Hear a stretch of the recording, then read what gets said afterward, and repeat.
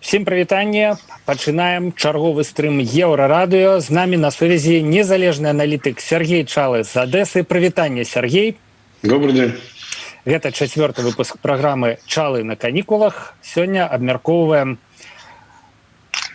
Так, что здарылася, стоп. Сегодня обмярковываем, я не ведаю, для меня ўсё ж таки нечаканыя рэпрэсіі, якія здзейснілі на гэтым тыдні беларускія ўлады. Яны адказалі на сектаральныя санкцыі такой тотальнай праполкай грамадзянскай супольнасці.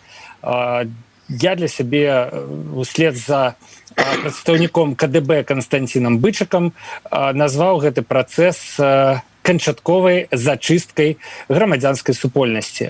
У тым, што адбываецца, дарэчы, складана не пачуць рэха словаў, якія сказаў яшчэ ў красавіку Владимир Макей, міністр замежных справаў. Усякае далейшае ўзмацненне жорсткасці санкцый прывядзе да таго, што грамадзянская супольнасць перастане існаваць. Вось яна паціху і перастае існаваць. Сергей, як ты лічыш, што гэта за вось такая рэакцыя, чым яна прадыктаваная? Гэта значыць, што остальные яйцы до конца? Нет, мы же буквально неделю назад об этом говорили, что Лукашенко пытается всем и внутри страны, и остальному миру показать, что для него нет такой цены, которую он не готов был бы заплатить за то, чтобы остаться у власти. Да? То есть он сейчас играет действительно в игру с постоянным повышением ставок. Вот. То бишь понятно, что это не имеет никакого отношения ни к победе, ни к чему. Да? То есть это лишний раз подчеркивает, насколько неуверенно чувствует себя власть в этой вот ситуации. То есть они просто не могут расслабиться, они ищут заговоры. Эти заговоры, очевидно, что ему попросту... То есть Лукашенко очень любит раскрытие заговоров, ему эти заговоры начинают просто на промышленном, потоке строить. Вот. Маккей, да, действительно, ты вспомнил слова Маккея о том, что перестанет существовать. Там была еще такая... Там фраза немножко по-другому строилась. Любимая игрушка Запада, гражданское общество. Да? Угу. Вот, как будто это... враги какие-то, иностранные агенты. Вот. На самом деле это то, что сейчас происходит, я абсолютно с тобой согласен. Это не столько борьба и не только борьба с независимыми СМИ, действительно практически со всеми, которыми остались. Да, я так понимаю, что и онлайнеров на очереди, но и большущий список региональных СМИ, некоторых из которых для меня даже я названий не знал таких. Вот, настолько прогулка Лунинец, например. Да, они настолько были локальны, что, то есть, очевидно совершенно, что пытаются приходить к любому, кому могут дотянуться. Так вот, говоря, если продолжать эту идею, перестанет существовать гражданское общество, на самом деле это означает, то есть тогда это восприняли как угрозу, на самом деле это было обещание. Я как-то приводил слова, ты же знаешь известное выражение, женщины, посещавшие музей Холокоста в Израиле, которая говорила о том, что какой опыт вы можете извлечь из того, как вы пережили нацистский период. Она говорит, если вам говорят о том, что вас собираются убить, просто верьте. То же самое вот и здесь. То есть это был анонс, верить нужно было. Вот. Но, еще раз говорю, принципиально важным является вот, что они сами говорят о уничтожении гражданского общества. Система, режим, который построен с уничтоженным гражданским обществом, это уже не авторитаризм, как его раньше называли, это не консолидированный авторитаризм, это тоталитаризм в классическом виде, который подразумевает отсутствие чего-то отличного от государства, чего-то, которое существует помимо его сфер частной жизни, неважно, персональный, либо коллективный, любой. То есть, судя по всему, идет, как они сейчас говорят, как говорил начальник следственного управления КГБ, это все дела августа прошлого года, как он там выразился, идет зачистка радикально настроенных граждан. Да. Вот. То есть это на самом деле то, что мы сейчас видим, это переход системы, официально переход системы в новое качество. Это в чистом виде тоталитарное государство. То бок тоталітарызм ад аўтарытарызма адрозніваецца якраз тым, што 80%, ну вось гэта намаляваныя 80% пры аўтарытарызме, яны ператвараюцца ў 99 коска 98 пры тоталітарызме, ну і дапускаецца там 0,2 отсотки. Ну, главное, то есть я бы сказал, основной принцип такой, что, как я уже выразился, да, то есть сфера частного отсутствует. Все подлежит огосударствлению. То есть гражданское общество по определению противостоит государству, это способ самоорганизации граждан. Вот, соответственно, если речь идет об уничтожении гражданского общества, все, что остается, это только власть, это то, что не санкционировано, это активность только в рамках разрешенной. Ну, чтобы понятно было, да, то есть доведенный до, на самом деле, логического, то есть такого окончательного маразма тоталитаризм, это когда даже сфера личных отношений является государственной. Ну, все помнят фильм пропагандистский «Свинарки и пастух» сталинских времен, когда любовь, если уж и происходит, то именно на ВДНХ, да, там, на встрече делегатов. Вот примерно то, чего, видимо, хотят добиться сейчас власти. Сергей, ты вельмі цікава выразіўся, што ўлады Лукашэнкі яны зараз гуляюць на павышэнне. А можна скарыстацца тваім досведам чалавека, які меў вялікае дачыненне да форекса ў свой час? Вось гэтая гульня на падвышэнне, да? Яна чым небяспечная? Да якога перыяда можна, значит, гуляць на падвышэнне і, ну, калі што можна пропустить, я не ведаю, якія слабые месцы у такой стратегии?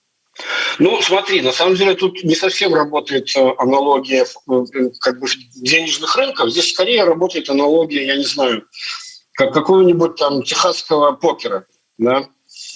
Где фактически речь идет о том, что никто не знает на самом деле, какие карты на руках у кого бы то ни было, да, но вот есть такой, значит, человек, который непонятно, вот он блефует или нет, да, потому что никто не знает, значит, что у него на руках. Но главная проблема такой игры заключается в том, что такой человек рано или поздно становится предсказуемым, а второе – это то, что он, то есть любая такая игра на повышение, она ограничена на самом деле объемом фишек на столе, да. То есть, грубо говоря, максимум, что ты можешь сделать, когда ты не можешь ответить на ставку соперника, ты говоришь all-in, да, и на этом, в принципе, игра заканчивается. То есть расчет идет на то, что фишек в действительности, как мы понимаем, у коллективного Запада, как себе представляет Лукашенко своего соперника, на столе на самом деле много. Он это понимает прекрасно. То есть в игре у кого больше денег, у кого ставки будут выше, да, то есть он рано или поздно проиграет. Поэтому его единственная надежда – это то, что никто не вскроет его блеф, и все решат, ну, наверное, он там, значит, имеет по руках, там, я не знаю, какой-нибудь флеш-рояль, да, там, или что-то еще в этом духе. Проблема, еще раз говорю, заключается в том, что, так сказать, не так много, то есть, ну, еще раз говорю, это ограниченность твоими ресурсами. Это он думает, что он играет на то, что закончится там терпение, желание, там деньги, я не знаю, ресурсы у той стороны. На самом деле основная проблема – это то, что у него их не так много.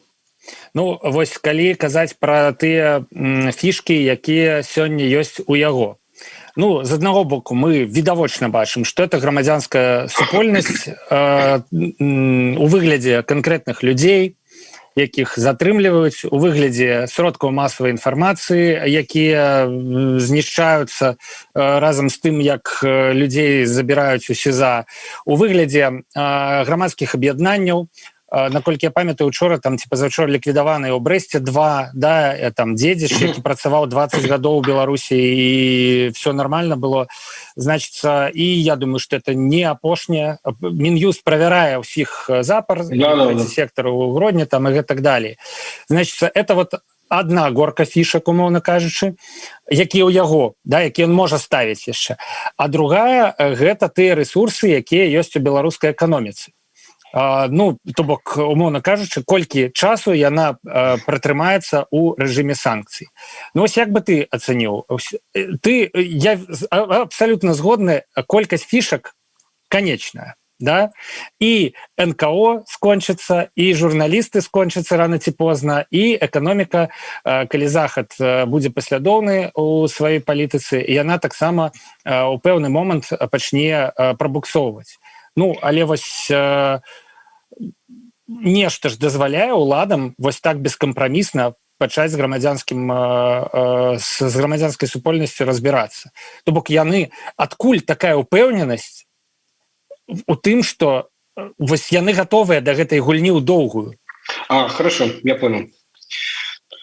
Значит, я еще... При их фишках. Да, я понимаю. Ну, смотри, во-первых, как бы, я думаю, что и он, и его советники, или кто там сейчас является, есть ли там какой-то интеллектуальный центр, наверное, есть. Вот, если предполагать, что это действительно КГБ, который планирует радикальную зачистку и так далее, да, ну, конечно. Вот. По той простой причине, что у них для этого есть масса, как сказать, аппаратных стимулов, да, то бишь им выгодно поддерживать вот такое состояние вот этой паранойи войны против всех, заговор всей страны, да, и так далее, и так далее. Постоянно раскрывать эти заговоры, постоянно их создавать, вот, там, в режиме такой азиатовщины. И соответственно, доказывать свою важность и, как сказать, мы там на переднем крае борьбы.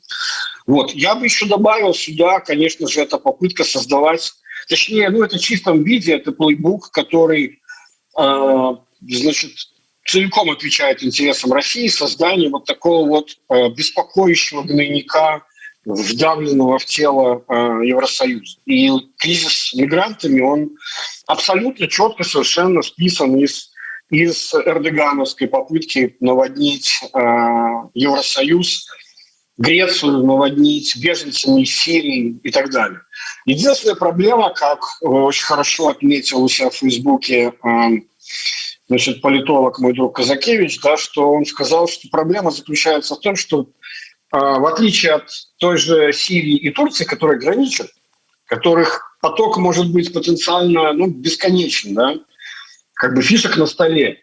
А вот емкость крупнофюзеляжных Боингов, которые будут летать там между Багдадом условно, да, и Минском, он все-таки не превышает той величины, которая бы создала...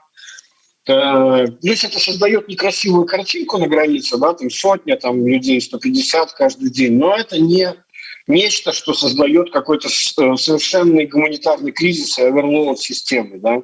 Вот. То есть, плюс, кстати, еще бы я добавил, почему сравнение с Эрдоганом годится. Пока, по-моему, Эрдоган держит пальму первенства по количеству одновременно находящихся в заключении журналистов Турции. Но разница эта стремительно сокращается. Там что-то, по-моему, порядка 39-35 уже там чуть-чуть по очкам, что называется, пока побеждает Эрдоган. Но, как мы понимаем, судя по тенденции, у Лукашенко есть все шансы эту игру как бы оказаться здесь дальше других. Вот. Выйти наперед, так. Да, значит, и важно, почему он это делает, да, значит, как бы, во-первых, еще раз говорю, что у него сняты какие-то очень важные тормозящие механизмы.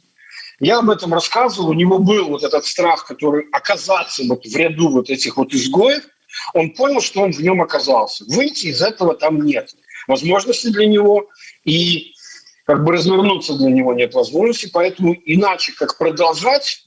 Понимаешь, мы же ведь думаем во многом о чем, что он движется в том направлении, потому что он считает, что там он видит какой-то свет в конце этого тоннеля, что он там видит какой-то, там, не знаю, там мерещится какой-то оазис, до которого нужно дотянуться. Мне кажется, это не совсем правильно. То есть он не видит, еще раз говорю, самое главное, чего нет, чего не видит, я абсолютно убежден в этом, никакого эндгейма в этой игре нет. Она может быть только в том случае, если, как в покере, скажут, типа, ну, ладно, окей, там, я пас, да, там, сдаю карты. Сдает карты, значит, там, Европейский Союз, США, Великобритания и так далее. Вот. То есть у него нет другого выхода, он вынужден продолжать эту политику не потому, что он хочет чего-то достичь, а потому что у него единственное направление только этого движения. Второе, если он уже осознал, что, как сказать, он в ряду этих значит, изгоев мировых, вот, и возврата как бы в цивилизацию практически нет для него. И причем вполне возможно, что Евросоюз и прочие там относительно там как бы противостоящие ему мысленно, как он считает, страны, они бы на самом деле, скорее всего, даже и были бы возможно рассмотреть вариант такой нормализации отношений, после которых там эти санкции начали бы сворачиваться. Но проблема, что он не может этого сделать по собственным внутренним ощущениям, потому что тут у него еще есть проблема недостатка легитимности, и все держится исключительно на силовиках. Это очень хорошо было продемонстрировано его речью, когда он вот недавно награждал выпускников, ну там было выпускники училищ и военных, и силовиков новые там погоны вручал там, и так далее, и так далее. Там очень интересная речь, где, среди прочего, он сказал в конце дважды в течение одного абзаца, дважды сказал: нам деваться некуда. Мы, ребята военные, нам деваться некуда. То есть мы так высоко подняли планку в августе, что выше уже некуда, там, значит, надо только не снижать. То есть, понятно, вот этими дважды он сказал: скажу по-мужски, нам деваться некуда. Он начал этими словами, закончил этими словами. Он фактически признался в том, что это действительно так ощущает себя. Вот. Второе, теперь, значит, что он, если он понимает это, если он понимает, что у него нет необходимости соблюдать какие-то цивилизованные правила, не прикидываться, знаешь, как мы долгое время создавали фейки от того, что мы там донор стабильности, да, там, что мы там классно выглядим на фоне других стран, все, то есть это как бы этой задачи она вообще не стоит.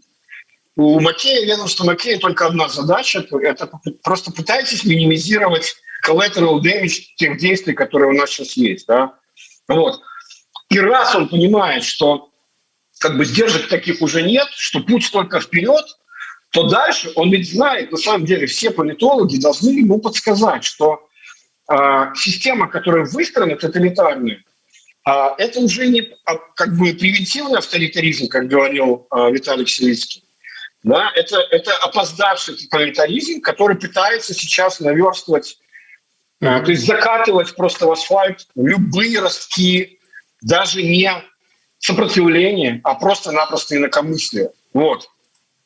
И он очень хорошо должен понимать, что такого рода режим, уничтоживший любую ресурсную базу инакомыслия внутри, они внутри очень устойчивы. Единственным источником, в истории примеров их поражения, это было внешнее поражение. Это может быть не обязательно военное поражение, как это было там с той же нацистской Германией. Это может быть экономическое поражение, как это было, например, с Советским Союзом. Вот этот пример, на самом деле, вот он, когда много говорят о том, что не было случая успешных санкций, мне все время хочется говорить об опыте Советского Союза. Когда после Афганистана были введены эмбарго на поставку труб большого диаметра, фактически перерезав, это была сделка века, если кто помнит, 70-е годы, была сделка совместно Германии и Советского Союза о том, что они нам, Советскому Союзу, поставляют трубы, которые сам Советский Союз произвести не мог, а Советский Союз добывает газ в Восточной Сибири и гонит ее, значит, в трубах. Да, совершенно верно, да. Вот такое колониальные такие отношения, тот самый сырьевой придаток, который сделали сами коммунисты, а вовсе не какие-то там враги. Вот. И понадобилось буквально не очень много времени этих санкций для того, чтобы Горбачев понял, что нужно затевать перестройку, да, что в период авторитарной, тоталитарной даже какой-то мобилизации, который охарактеризовался период бывшего тоже, кстати, гэбиста Андропова, да, оказался неудачным, то есть это не работает, мобилизация не наступает. Я здесь полностью согласен с Егором Лебедком, который был у вас в эфире, который говорил, что главного чего нет, почему-то тоталитаризм такой получается однобокий, нет энтузиазма народных масс участвовать в этом. Писать доносы, там, знаешь, вот эти вот инфоспецназ, вот эти вот истории с массандрами и ленточками, мы видим, что там работают просто единицы. Либо те, кто уже в системе, либо вот единицы, которые там купились на вот это вот чувство там безнаказанности и рядом с властью. Вот, экономически, то есть, грубо говоря, он рассчитывает на то, что, как сказать, на безусловную поддержку экономической России и то, что политически, как бы, ну, то есть военной никакой операции против него не будет. То есть вот сейчас это игра с сверхвысокими ставками. Угу. Вот что в его понимании идти до конца. Слухай, ну цікава, вось все ж таки ён разлічвае на безумоўную падтрымку з боку. Да, Гэта значыць, што Расія там, я не ведаю, вуснамі Патрушева ці нейкім іншым чынам дала яму зразумець, ну прынамсі на словах, да, што не кіне і там калі трэба падставіць плячо і гэтак далей, і гэтак далей. Тут, канешне, зразумела, што гэта можа быць не так, як на мою думку. Ну, то бок, словы могуць разысціся просто са справай. Да, ну, але ён як бы паверыў, і вось гэта стала таксама такой цаглінай, да, нагодай для того, каб развязаць гэта бескампрамісныя рэпрэсіі. Дарэчы, я ўпэўнены, што ты ўжо каментаваў гэта хутчэй за ўсё, але як ты думаеш, ці можа быць расійскі след у сітуацыі з пасадкай борта Ryanair? Я не кажу, што менавіта расійскія спецслужбы ўсё гэта здзейснілі, але, магчыма, яны падказалі, што так можна зрабіць, да? А беларускія такія, вау, а і правда ж можна, да? І з боку Расіі гэта магла быць такая двайная гульня, каб зрабіць становішча Беларусі міжнароднае больш складаным і, адпаведна, зрабіць Беларусь больш падатлівым перагаворшчыкам у Москве, у Крамлі. Ну, как тебе объяснить? Сейчас я пытаюсь какую-то такую простую очень аналогию придумать, да? Ты думаешь, что все ж таки наши сами придумали это и нет, сами реализовали, я скажу так. То есть, как бы по опыту предыдущих действий России, да, они часто работают по принципу, как сказать, приписывая себе то, чего на самом деле не было результатом их действий. В том случае, если результат этих действий соответствует их интересам. Есть такая поговорка: солнце всходит, потому что петух прокукарекал. Вот они очень любят говорить о том, что солнце взошло, потому что петух прокукарекал. Это было и с мятежом в Кыргызстане, когда там база Кант американская не была вовремя, значит, ее ликвидирована, да, перевалочная для Афганистана, обидела это очень Путина. И вот они потом очень долго рассказывали, что это им, типа, вот, мол, этот переворот и смена действующей власти, это были их действия. На самом деле мы знаем, что, как бы, Россия часто не имеет серьезных рычагов, они очень любят раздувать щеки, рассказывать, какие они влиятельные, но по факту никакого влияния нет. И то, что они пытаются сейчас работать в очень долгую через идею конституционной реформы и перехода, я не знаю, там, к усилению роли партии, соответственно, создания какой-то пророссийской силы, которая была бы влиятельной в парламенте, говорит о том, что у них никаких агентов влияния нет. И на примере Бабарика и их реакции мы это видели, что даже если она и была, то она никак не работает, да, то есть это рука Москвы. Вот. Второе, я что хотел сказать. Мне не очень нравятся рассуждения из серии там, ой-ой-ой, смотрите, там, например, Мазепин, фамилию которого так буквально за несколько дней успел забыть Протасевич, да, там, а вы помните фамилию Мазепина? Нет, я не помню фамилию Мазепина, да, ну что-то такое было.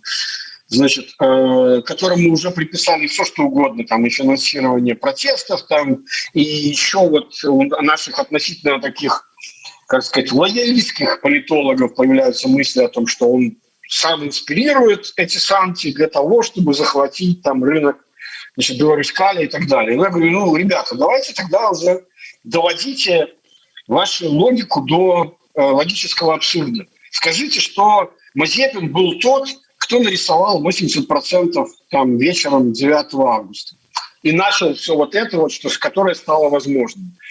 Нужно иметь в виду очень важную вещь, что если движение в сторону, как бы, интересов других стран происходит, в том числе там России или еще куда-то, все это движение, значит, это было абсолютно травмы, нанесенные себе же, самим же режимом.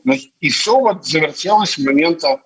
Я как-то в Твиттере написал, что, значит, они просто хотели написать себе 80%, а дальше как-то само. То есть дальше логика событий такова, что это как в шахматах форсированный вариант. Других, что они еще могут сделать? Угу.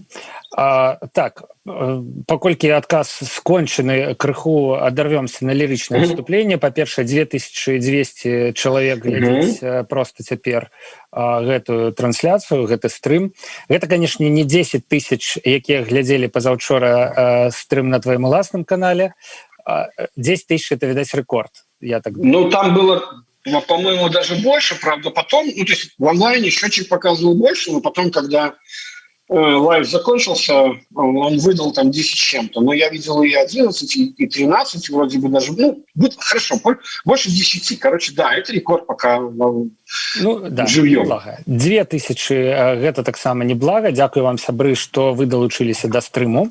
Нагадаю, што мы вось размаўляем, гэта не запіс, да, мы у жывым эфіры, так бы мовіць, і можна задаваць пытанні у каментарах на Ютубе. Пытанняў, дарэчы, насыпалася ўжо даволі шмат. Вось, напрыклад, Вечорка, Франак Вечорка учора назваў сітуацыю рэжымам берсерка. Я так разумею, што маецца на ўвазе, што ўлады яны не вельмі-то думаюць, да, што яны робяць, а просто, як берсерк, машуць двумя топарамі направо і налево, да, кого зачэпіць, того зачэпіць, кого не зачэпіць, того не зачэпіць, як бы пофіг на наступствы і нават абсолютно без ніякага плана. Режим... Да, я понял. Значит, во-первых, это термин РПГшный, да, я так понимаю, из игр, да, когда боец включает этот режим берсерка, и у него статистика, значит, там как бы выносливость, сила ударов там, значит, резко возрастает, интеллект там, и мудрость резко падает, да. Вот.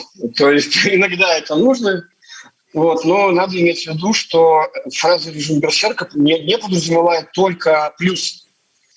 Да, как бы вообще надо иметь в виду, что вся вот эта вот мифология там, суперспособностей, включая даже вот марвеловские, там, они же, обратите внимание, все устроены по принципу, что это всегда трейд-офф, да, что это всегда достается за что-то.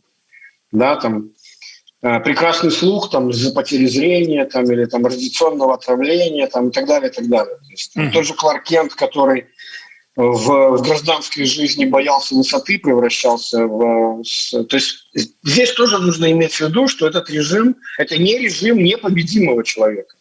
Это режим, когда ярость настолько застилает глаза, что ты не можешь думать рационально.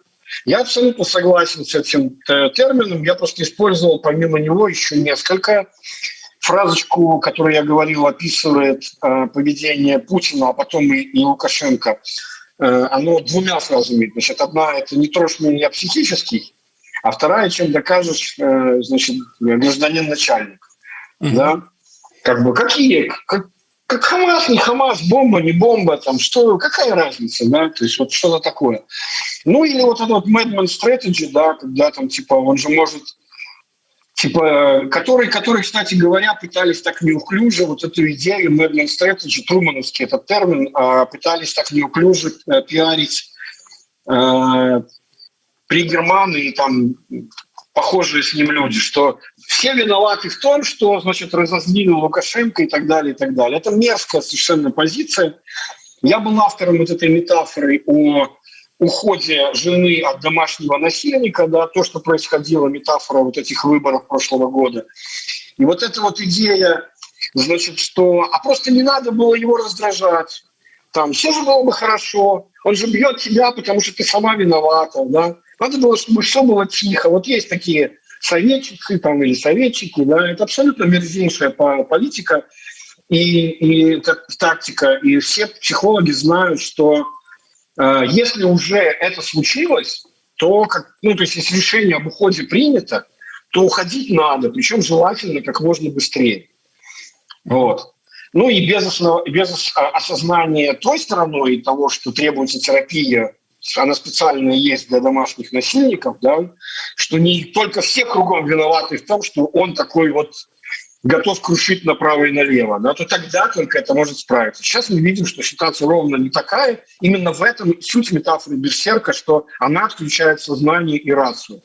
Вось цікавае пытанне, якой мусіць быць стратэгія грамадства пры такім раскладзе, пры пераходзе да таталітарызма, пры рэжыме берсерка, то бок па-ранейшаму захаваць сябе ў бяспецы як можна на большы час, як можна больш надзейна, ці ўсё ж такі трэба да гэтага захавання нечто додать? Ну, первое – это как бы... Стратегия громадства и стратегия человека, в принципе. Да. Нет, конечно же, сейчас, когда персональные издержки любого, даже уже не коллективного действия, а любого даже персонального действия, к которому приравнивается, там, я не знаю, там все уже говорили там, про цвет носков, про наклеенный белый лист там, и так далее, когда издержки персональные столь велики, нужно понимать, что нет такого поведения, которое избавило бы вас от, там, гарантировало бы от того, что вы не станете следующей жертвой. Вот. Поэтому, как сказать, нет такого совета, который в ситуации, когда репрессии, маховик раскручивается, который бы там гарантировал, что они вас не коснутся. Да, максимум, что можно сделать, это не участвовать в этом. А участие в данном случае, это же ведь не только, как говорил, кто не помню, Довлатов, да, миллионы доносов там и так далее, и так далее. Да, в данном случае участием, и об этом на самом деле Лукашенко сказал, он очень четко провел линию. Он сказал о том, что, ребята, вот анонсируя, кстати, эту антитеррористическую операцию, он сказал, что если кто-то еще не понял, вот когда мы все показали, то это уже враги. Значит, так вот, действовать нужно сообразно этой парадигме. Лоялистская позиция, то есть я там как бы вот буду работать на ту сторону, приносить какую-то пользу, но она же там приносит какое-то там общественное благо, да, или что-то еще, вот она является переходом на ту сторону. То есть я об этом многократно рассказывал, что раньше режим работал, и он привык работать. На самом деле он сам по себе довольно бесплоден.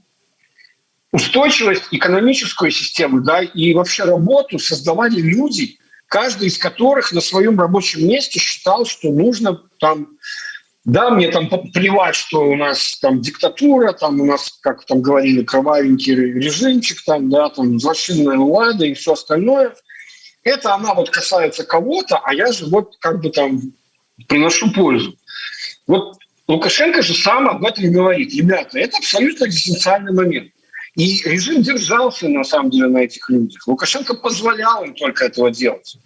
Да? Больше даже он очень любил, как сказать так, что вы там выслушивать этих энтузиастов, да, и говорить, нет, ну тут вы слишком радикально предлагаете что-то там, особенно в экономике это хорошо было видно. Задолго до политики это было видно в экономике. Так вот, я просто предлагаю, не быть энтузиастами в этой ситуации. Конечно же, идея важна, это сохранить себя. Ну, то есть представьте себе, что вы живете в гетто, в оккупации. У вас две задачи. Одна, значит, самая базовая, это физическое выживание, а второе, не демонстрировать рвение. Не надо в гетто идти в юдерах. Идти у надзиральники, да, да. И у полицию. И дапамагаць падтрымліваць у гетто рэжым. А калі гэта адзіны спосаб выжыць і захаваць сябе? Ну ладно, мы еще пока что не в такой ситуации. Тут еще раз говорю, здесь фокус заключается в том, что никакой совет здесь не работает. И никто из нас не обладает ни моральным, никаким другим правом такие советы давать. И уж тем более никаким правом не обладаем требовать чего-то от людей. Там ни подвигов, ни так далее, ни так далее. Вот. Единственное, то, о чем я говорил в своем последнем стриме, да, это поступайте по совести. Потому что совесть – это то, что, в общем, как бы довольно важный здесь механизм. Вот. Потому что против нас люди, для которых, как я уже сказал, вот эта вот языческая идеология там, крови, почвы, мы наследники победителей, там, Озаренок наследник своего там папы, там, как он на своем последнем, значит, там, походе к Маркову рассказал, и так далее, и так далее. То есть там люди, которых избавили от всей меры совести. Вот что означает, что так высоко привязана была планка. Понимаешь? Бачу, что ты протягиваешь трымаць руку на пульсе, ознакомился и с Марковым, в принципе. Я посмотрел, на самом деле там очень интересный анализ. А вообще, на самом деле, рекомендую просто, ну, я об этом расскажу в среду, но рекомендую те, кто смотрит и читает, просто посмотрите, не надо, вы можете там, у вас может быть там это какой-то стопор там, ну и действительно это довольно мерзкое зрелище, но смысл заключается в том, что посмотрите просто заголовок, который канал ОНТ дал вот этому походу Озаренку к Маркову. Просто посмотрите, как это озаглавлено. Я вам гарантирую, что хотя бы эстетическое офигевание вы получите, значит, заряд бодрости и энергии на целый день. Я, на жаль, ладно, цяпер час задаць наступнае пытанне, пакуль ты будзеш на яго адказваць, я пагляджу у фонавым рэжыме, перанесемся з такой паліталагічнай сферы больш эканамічную. Сёння Роман Галоўчынка выказаў заклапочанасць наконт таго, як выконваецца бюджэт, просіць распавесці пра дэфіцыт бюджэта, як гэта працуе, ну і ўвогуле, наколькі гэта паказальны паказчык. Вот это там 5-6 мільёнаў запрагназаваных і так далее. Ну і больш агульнае пытанне наконт эканомікі таксама задаюць, калі ляснецца валютны рынок, калі будзе фінансавы крызіс, да, ці не будзе фінансавага крызіса. Ну, калі можна, пачні з бюджэта. Ну, ситуация какая? Значит, почему вообще этот дефицит бюджета увеличивается? Он происходит потому, что так сказать, власти понимают, что экономика слабая, нужны какие-то стимулы. Монетарные власти в лице Калаура, там, Нацбанка не идут на поводу. Поэтому они зашли, я как-то на Белсате объяснял эту логику, смысл в чем? Они зашли с более длинной такой стороны. Давайте мы будем принимать меры поддержки там, экономики, там, неважно чего, да, то есть и потом, когда этот дефицит станет столь большим, но все эти меры нужно же было поддержать там, экономику людей, коронавирус, там, запустить инвестиционный цикл, там, что-то еще. Всегда цели благородные и найдутся. Но смысл заключается в том, что бюджетный дефицит заканчивается всегда одинаково. Вопрос заключается в том, что кто-то эту дырку все равно должен закрыть. Да? Они рассчитывают на то, что эту дырку в конечном счете монетизирует Нацбанк. То есть это не совсем напечатает деньги, но, в общем, грубо говоря, выпустить столько денег в экономике, чтобы закрыть вот эти вот, чтобы не допустить ситуации неплатежей, когда бюджет просто не сможет расплачиваться по своим обязательствам из-за недобора денег. Да? Вот. Ну, там каналов для этого довольно много, включая там, покупку прямую самим Нацбанком, либо у коммерческих банков облигаций государственных внутреннего займа. Вот. Пока Нацбанк этого не делает, но и, в принципе, вокруг этого вертится вся интрига. То есть идея правительства в погонах заключается в том, чтобы сломать Нацбанк через колено и заставить их эти деньги, значит, рисовать. Нацбанк этого не хочет. Вот они накапливают аргументы, почему это нужно сделать. Смотрите, какой у нас дефицит, нужно рано или поздно его закрыть, а закрыть его может только Нацбанк. Последствия этого всегда одни и те же. Вот, это в конечном счете инфляция и девальвация. Вот. Нацбанк, в принципе, пытается с этим бороться, то есть он уже давно зажимает рублевую ликвидность, потому что он понимает, что государственные траты, не обеспеченные доходами, они на самом деле все равно давят на эту инфляцию, все равно она, перекидывается на денежный рынок. Вот, но пока и последний бастион, который у них остался, они пытаются не давать эти рубли, чтобы они выплеснулись на спекулятивный рынок, конкретно на валюту. Вот, чтобы этими рублями те, кто их получит, не стали играть против собственного рубля. Если это начинается, остановить это чрезвычайно сложно.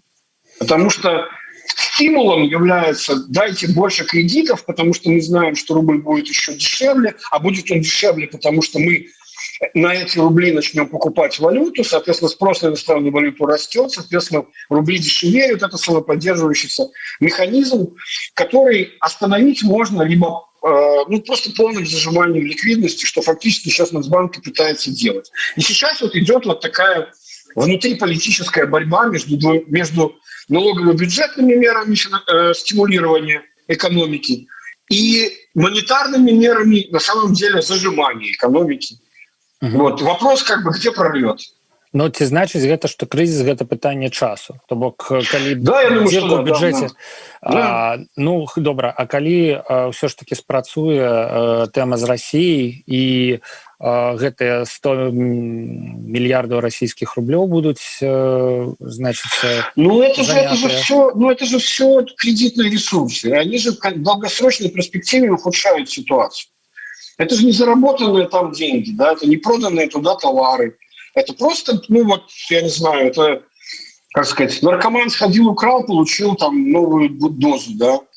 Там человек пошел по соседям, одолжил денег, а ему денег не дают, потому что, говорят, ты сначала верни прошлые долги. Он говорит, хорошо, дай мне в долг, я тебе верну прошлые долги. То есть вот в какой позиции мы находимся.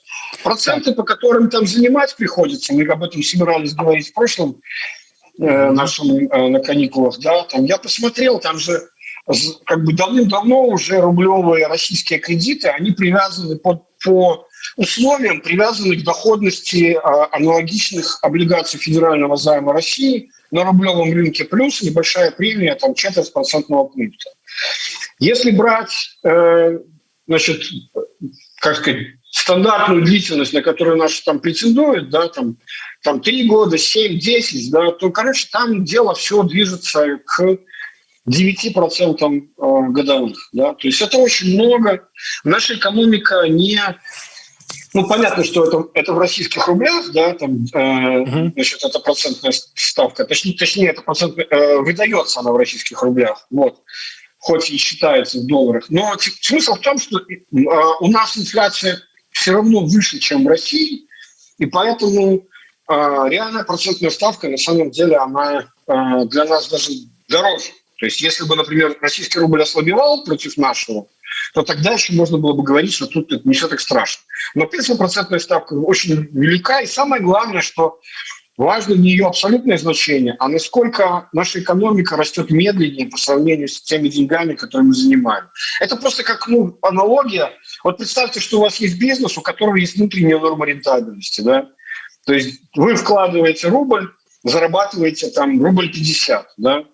Если это так, то вы можете брать кредиты под 30, под 40% даже. Вы все равно будете в плюсе. Но под 100% вы уже не можете брать. То есть вот сейчас наша ситуация. Мы не зарабатываем столько, чтобы мы берем их от отчаяния, а не потому, что они пользу нам приносят.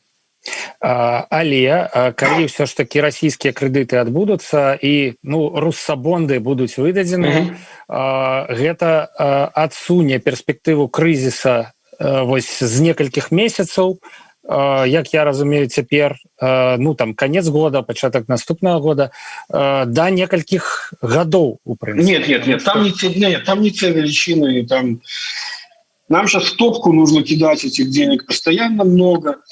Вот. Вообще сама история с именно облигационным займом, да, она же важна. Почему? Потому что, во-первых, нужно четко понимать, что есть разница между коммерческими займами и межгосударственными. Да, то есть, степень защиты, что ли, кредитора здесь выше от действий должника. Это раз. И самое главное, что невозможно будет потом никому, не знаю, ни Семашко, ни самому Лукашенко приезжать в очередной раз в Кремль и плакаться, что там опять хулиганы какие-то зрения лишают, дядя Вова, дай еще денег. Да? Вот. То есть там не работают такие аргументы. И вот это вот структурирование сделки в виде коммерческой, причем, а на самом деле эта идея не новая. Ровно то же самое пыталась сделать Россия с Украиной, с Януковичем накануне Евромайдана. 3 миллиарда долларов, если ты помнишь, это был не займ межгосударственный. То есть, как сказать, по факту он был межгосударственным, но структурирован был как коммерческий займ. Украина выпустила еврооблигации, это коммерческий займ, но, правда, покупателем целиком его оказался суверен, не частные компании, а страна. Но идея в том, чтобы все равно эти сделки были структурированы по коммерческому праву. Вот. Обычно это означает, что степень доверия, как сказать, одного суверена другому, кредитора-заемщику, столь невелика, что они пытаются себя... Ну, мы помним, что Януковичу это не сильно помогло. Вот. Да. И это говорит о нежелании Кремля давать деньги напрямую, неважно через что, через межгосударственные кредиты, которые пройдут через закон о бюджете, либо через фонды, там, например, тот же фонд стабилизации и развития, который там просто технически невозможно сейчас это сделать, потому что мы выбрали там квоту. Значит, это примерно как в МВФ, там есть у тебя квота, ты можешь двукратный объем ее выбрать, и дальше там начинаются сложности, то есть снова нужны межгосударственные решения, это не так просто. Вот. То есть, ну, в общем, Россия как бы понимает, что Беларусь находится в той ситуации, когда возможности расплатиться по этим долгам в долгосрочной перспективе нет. Что это поведение вот того самого соседа, который занимает для того, чтобы расплачиваться. И он не сокращает величину своего долга, он только увеличивает ее, потому что, как я уже сказал, экономика не зарабатывает столько, сколько чтобы с ним оправдывать эту процентную ставку. Так, яшчэ раз перарвёмся на лірычнае адступленне. Больш за 3100 чалавек глядзіць наш стрым. Гэта добра. Вось тут, я думаю, да месца сказаць, што попросить вас, кто еще не подписаны на телеграм-канал Еврорадио, подписаться. Обязательно, да.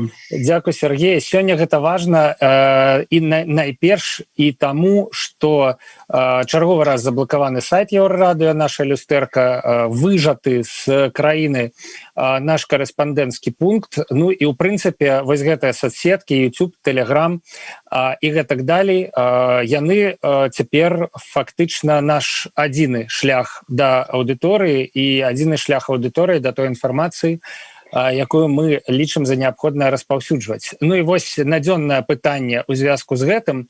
Я думаю, што учора быў такі прамень святла, да, акрамя вось гэтых рэпрэсій, акрамя кідання журналістаў за краты, яшчэ каманда Тутбай, якая знаходзіцца ў эміграцыі, яна абвясціла пра тое, што запускае новы праект зеркало.io.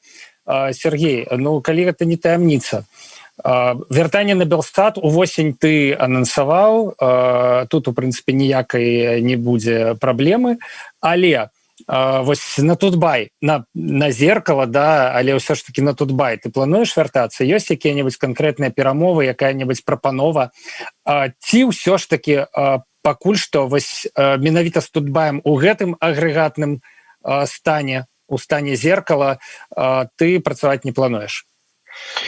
Ну, во-первых, нет, предложений не было, во-первых. Значит, за исключением когда-то одного, после которого разговоров, это было давно, и разговоры просто никакого фоллоуапа не последовало. Это не потому, что я там на кого-то обижен или что-то еще.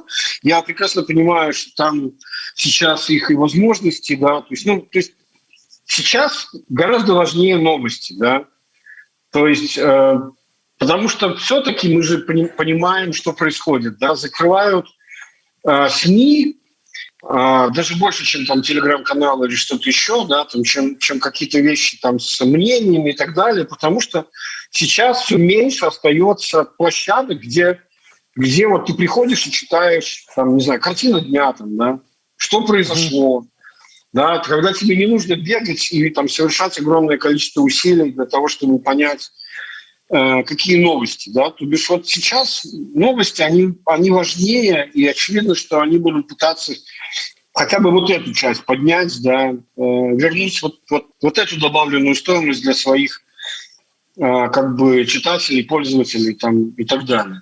Вот. Плюс, конечно же, я не знаю, тут можно ли заменить вклад Ольги Лойко как сказать, в экономику на пальцах, потому что она из моего как там бессвязного набора слов, значит, как-то превращала его в более-менее структурированное изложение на бумаге, да, ну, на экране в данном случае. Вот. Что, собственно, и сделало возможным мое возвращение на Тутбай. Вот. А для этого надо обладать, конечно, качествами и эрудицией, и пониманием процессов Ольги Лойко. Я думаю, что сейчас Тутбай, даже не потому, что он не хочет, да, просто им трудно будет. Я упэўнены, што ён хоча. Я б на іх месцы ад такого актыва, як ты, не адмаўляўся б ні пры якіх раскладах. Нет,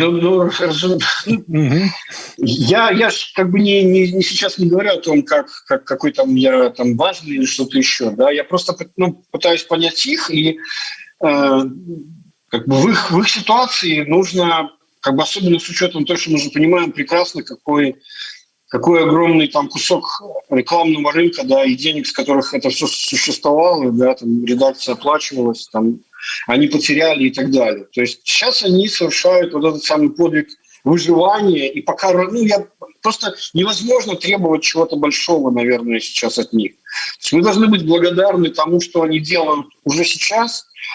Вот, и если у них там этот проект взлетит, то я с удовольствием, конечно, продолжу, потому что, continuity все же важно, да, то есть, как бы, мне кажется, что какой-то важный интонацию удалось тогда вот найти этим проектом, который начался примерно с февраля прошлого года и освещал всю избирательную кампанию.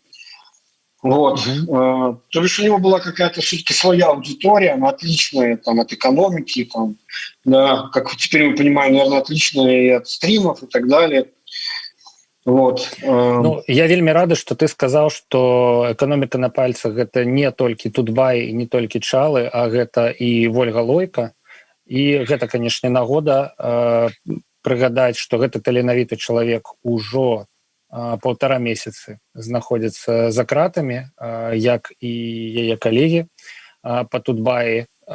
І што нейкую эмоцыю з гэтай нагоды, няхай негатыўную, але адчуць і я думаю, что каким-то образом, как сказать, наши лучи поддержки доходят. Я думаю, что ее сейчас... Нет, на самом деле, наверняка она понимает, что, так сказать, то есть люди, которые там оказались, они должны знать и понимать, это наш долг, что, так сказать, мы... у меня тут нет хороших слов на самом деле, да, потому что сделать мы можем что-то очень мало, но мы все понимаем, насколько, как много потеряло общество, страна от того, что эти люди не могут выполнять свои профессиональные обязанности, да, то есть это реально были звезды, это был уникальный, на самом деле, постсоветский проект, который мог конкурировать с российскими монстрами, да. Вот. И я думаю, что для того, чтобы они могли там держаться и понимать, что правда на их стороне, мы должны сами не забывать о том, как важно было то, что они делают, и может быть, даже где-то внутри, там, если кто-то, помню, там занимался такой ерундой, там все время там было модным высказывать какие-то пренебрежительные. Там был целый такой набор людей, которые только так и говорили, что они там что-то продались, они там что-то, значит, там и так далее, и так далее. Но еще раз, то есть это был уникальный проект. Они не могли быть боевым листком, и обвинение в том, что они боевой листок, на самом деле же и есть претензия, которая будет выдвигаться. Они не хотели им быть, они не были им, они были СМИ, задача которых увеличивать свою аудиторию. Поэтому там было все для всех, вот, и как бы стандарты журналистики, включая там и факт-чекинг, и вот эти вот, которых я очень страдаю, контекст, который, то есть классные СМИ должны давать контекст внизу, да, То есть не просто там мнение относительно совершившихся событий, а положить его как бы прошлые материалы по теме, да, там и так далее, и так далее. То есть вот эти вот вещи, они чрезвычайно важны, они поддерживают гражданскую дискуссию в обществе относительно самого себя. То есть это такой вот, как кто-то выразился, нация, да, это ежедневный, постоянно идущий плебисцит о ней. Што ж, у нас насамрэч уже амаль гадзіну доўжыцца стрым, і я думаю, што злоўжываць цярпеннем людзей не варта, тым больш што пятніца вечар, але ёсць яшчэ некалькі пытанняў. Я згрупіраваў на дзве, у прынцыпе, такія групы. Ці запрашалі цябе далучыцца да аб'яднаных сіл апазіцыі? Што ты скажаш пра праект новай канстытуцыі, калі быў час азнаёміцца, які вось гэтай самай аб'яднанай дэмакратычнай апазіцыяй прапанаваны? Што, на твою думку, мусіць у гэтай новай народнай канстытуцыі быць абавязкова прапісана? Нет, на самом деле не предлагали, и причем не предлагали уже давно, со времен еще тех выборов, с того лета, да, с весны. Многие же обижались, да, там как бы старая оппозиция там обижалась, что пришли новые люди и там, типа, задвинули их в тень. Да, не слушают, да. Не слушают, да. Примерно то же самое было и со мной, но я на самом деле считаю, что так в итоге получилось и лучше. То есть тот мой статус, который был, когда я мог наблюдать, что происходило, не будучи включенным в эти процессы, в отличие, например, от выборов 2015 года, когда я был доверенным лицом кандидатки Татьяны Короткевич, да, то есть это вот и позволило, наверное, это тоже было частью того качества материала, который получилось. Теперь про Конституцию. Мне кажется, что то есть масса позитивного, но есть и негатив, я, наверное, о нем скажу. Давай. Во-первых, я не очень верю в то, что Конституцию могут написать вот так вот народом, там, коллективным творчеством там, и так далее. Да? То есть все-таки это всегда авторский проект. Это всегда так было, начиная с отцов-основателей там, демократии в США, да, и так далее, и так далее. То есть у Конституции есть авторство. Пускай это там авторская группа, но это все-таки люди, которые специально знают, какие вещи туда нужно излагать. Это раз. Второе, мне кажется, что обилие этих конституций, значит, как-то вот немножко размывает первоначальную идею, которая мне нравилась сильно, потому что она была проста, а именно простая идея. То есть кто там будет разбираться, там малая конституция, большая, там детали и так далее, и так далее. Я не хочу, чтобы основная мысль потонула под потоком каких-то мелких. А основная мысль и заключалась в том, который транслировал Объединенный штаб: давайте вернемся к Конституции редакции 1994 года, как она была принята. Понимая прекрасно, что она никоим образом не идеальна, не универсальна и так далее. Но это был лозунг, который был понятен. Не требовалось никому говорить отдельных деталей. Ее можно открыть, почитать, увидеть там, и так далее, и так далее, и так далее. Потом уже, после этого, можно делать, там, заниматься ее улучшением там, и прочее, прочее, прочее. Вот. И поэтому набор вот этих проектов, то есть два, я так понимаю, лукашенковских, одна 94-го с поправками, вторая, которую нарисуют сейчас, потом есть проект Лебедька, будет проект еще какой-то, я вообще не понимаю, что это там, как Анжелика Гурбаш, там, что это вообще, каким боком она там к конституционному процессу и так далее. То есть я по-прежнему сторонник простого месседжа, лозунга «давайте вернемся к Конституции 1994 года». Круто, у прынцыпе, і я магу ацаніць яго, ён сапраўды просты і зразумелы. Мне здаецца, што цяпер любое перапісванне Канстытуцыі пасля таго, як у гэтую гульню пачалі гуляцца ўлады, яно выклікае пэўную насцярожанасць. Да? Ну, Конституцыя 94-го, хоць ёй, канешне, шмат гадоў, вось, але тым не менш. Но там как минимум были выражены... Понимаете, нужно иметь в виду, что Конституция в идеале не должна быть правовым документом, она должна быть ценностным документом. А вот как раз-таки ценностная часть Конституции 1994 года вполне хороша. Ну вот реально, почитайте ее, и там все основные мысли. Ну і вось другая група пытанняў, яна ўсё ж таки звязана з далейшай стратэгіяй. Згадваюць наши гледачы Ягора Лебядка, які сказаў, што у прынцыпе у нечым падобную да тваёй думку пра тое, што рэпрэсіі немагчыма спыніць у тым выглядзе, у якім яны цяпер адбываюцца, і вынікам іх будзе толькі вайна. Ну тут вайна, напэўна, не у вось такім наўпростым сэнсе, ну але там нейкі адкрыты конфликт. Я смотрел этот кусок внимательно. Мне кажется, что как раз он довольно скомканно объяснил, почему война. Мне все-таки кажется, что его рассуждение, это, опять же, не к тому, что я там такой молодец и там обвиняю кого-то в плагиате. Мне кажется, что это все-таки такое вот его переложение той же самой мысли, которую я высказывал уже и сегодня. О том, что выстроена система, которая изнутри значит, не может быть поколеблена. Да? То есть она доходит, то есть конфликт с внешним миром является источником, в конечном счете, конечной причиной ее краха. Это поражение на внешнем секторе, неважно, это военное или внутреннее.